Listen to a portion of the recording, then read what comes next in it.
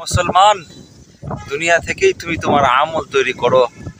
দুনিয়া থেকে যখন তুমি বিদায় হয়ে যাবে, কুল্লু নাফসি যায়কাতুল মাউত, তোমাকে যখন কবরে রাখা হবে, বলে মুনকার নেককার ফেরেশতা চলে আসবে, বলে এসে তোমাকে 3টি প্রশ্ন করা হবে। তোমাকে জিজ্ঞেস করা হবে, বলো তোমার রব কে ছিল? বলে আমার রব আল্লাহ। এই প্রশ্নের উত্তর তুমি তখন বলতে পারবে যখন তুমি তোমার আল্লাহ তাআলার হুকুম মানবে। তোমাকে আরেকবার প্রশ্ন করা হবে, তোমার দিন কি ছিল? বলে তোমার দিন ইসলাম।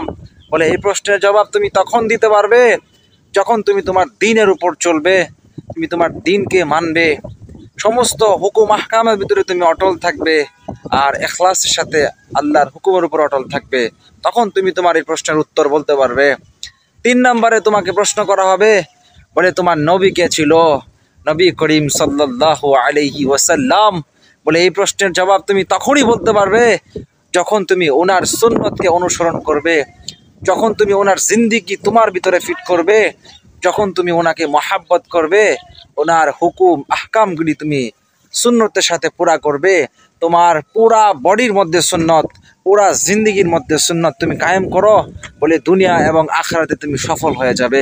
বলে সুন্নতের সাথে তুমি বেশি বেশি আমল করো, বলে কিয়ামতের দিন আল্লাহ রসুলের শাফায়াত তুমি সবচাইতে বেশি পাবে। এই জন্য সুন্নত আমাদের অনেক বড় একটা আমল। সুন্নত অনেক বড় একটা আমল। আমি বারবার বলতেছি, সুন্নত অনেক বড় একটা আমল। যে ব্যক্তি আল্লাহ তাআলার হুকুম মানবে, ইসলামকে মানবে, সুন্নতকে মানবে, তো আল্লাহ তাআলা তার জিন্দেগি অনেক সহজ করে দিবে, অনেক এহসান করে দিবে।